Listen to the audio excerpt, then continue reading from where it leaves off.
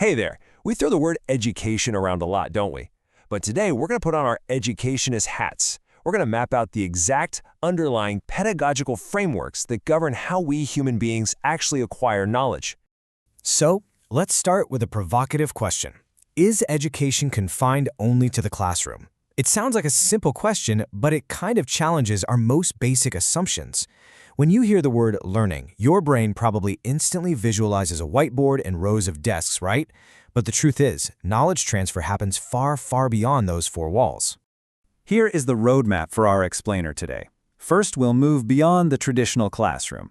Then, we'll analyze formal education, shift into non-formal flexible pathways, explore informal lifelong learning, and finally compare these frameworks side by side. Basically, we are tracing a sliding scale today, from extreme rigidity all the way to absolute freedom. Let's dive in. Section 1. Beyond the traditional classroom. Deconstructing the pillars. To really understand human learning from an educationist perspective, we can break the entire concept of education down into three distinct systemic pillars. And here they are: formal, non-formal, and informal. It's pretty wild to think about, but every single thing you know, every skill you possess, was delivered to you through one of these three specific structural channels. Moving on to Section 2, Formal Education, Structured Learning. We are starting right at the most rigid end of our educational spectrum. So, formal education. This is highly specific. It's the education imparted in dedicated educational institutions. We're talking schools, colleges, universities. The defining characteristic here is a heavily planned process. This isn't spontaneous at all, it is meticulously engineered. To make this kind of massive system work, you absolutely need fixed variables. You have to adhere to a strict timetable and a rigid syllabus.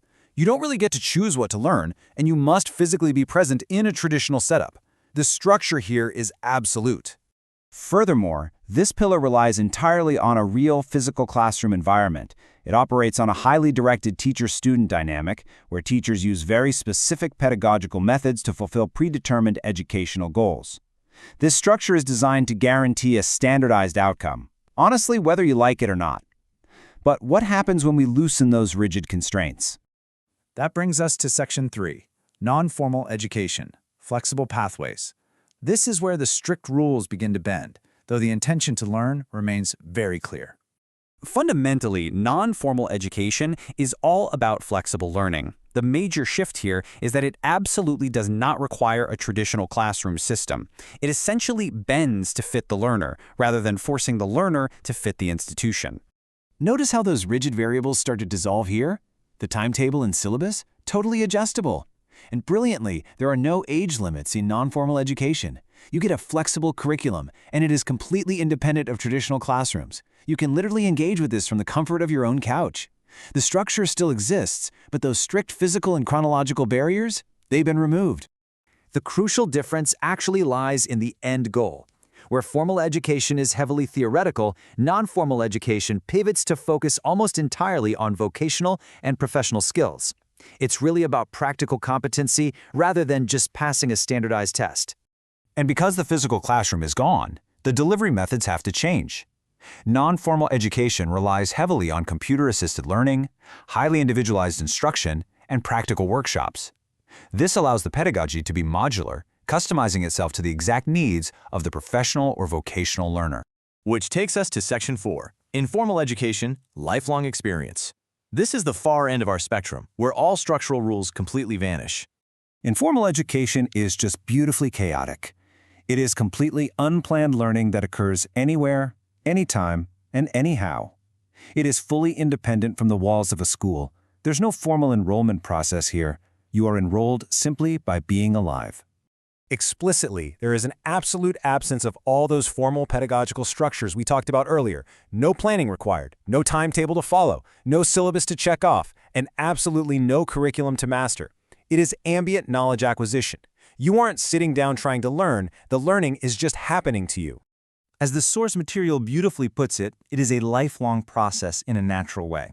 As human beings, we are constantly absorbing data from our environment. Our brains are literally built for this permanent state of being. So where does this ambient learning actually come from? Well, it's in the media you consume, the newspapers you scan, the TV shows and movies you watch. It's in conversations with friends and the behaviors modeled by your parents. Every single time you pick up a new piece of slang or some random historical fact from a movie, you are actively participating in informal education. Finally, Section 5, Comparing Educational Frameworks. Let's synthesize these 3 systemic concepts and put it all together. Just look at how the structure dissolves as you move across the board. In formal education, everything is locked in tightly. Yes to institutions, strict syllabus, fixed timetable. Move over to non-formal, and the institution drops out while the syllabus flexes. And finally, in informal, the structure just completely disappears. No institutions, no syllabus, no timetable. Just life. What we've mapped out today is the ultimate journey of human knowledge acquisition, from the rigid, heavily planned institutional environments to the highly flexible vocational pathways, all the way to the ambient, lifelong experience of just existing in the world. Recognizing these frameworks is absolutely crucial for lifelong learners because it allows you to intentionally leverage each system to your own advantage. Which brings us to a final thought to leave you with. What type of education are you absorbing right this second? Simply by engaging with this explainer. Is it formal, non-formal, or informal? Think about it. Thank you so much for joining me today. Keep questioning the structure of your knowledge and keep learning.